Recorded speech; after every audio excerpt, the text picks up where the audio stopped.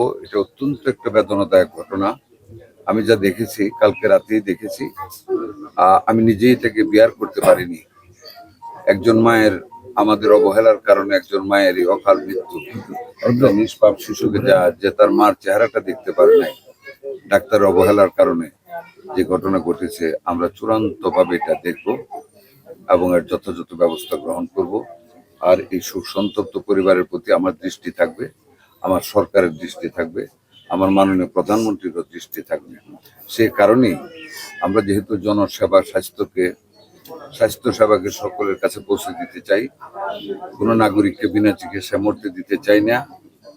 আমরা সেই দায়িত্ববোধ থেকে এই কষ্ট পাওয়া এই পরিবারের কাছে এসেছি খুব ভোরে উঠে সহমর্মিতা জানাতে, শোক সন্তপ্ত পরিবারের প্রতি সহমর্মিতা জানাতে এবং তাদের পাশে দাঁড়াতে।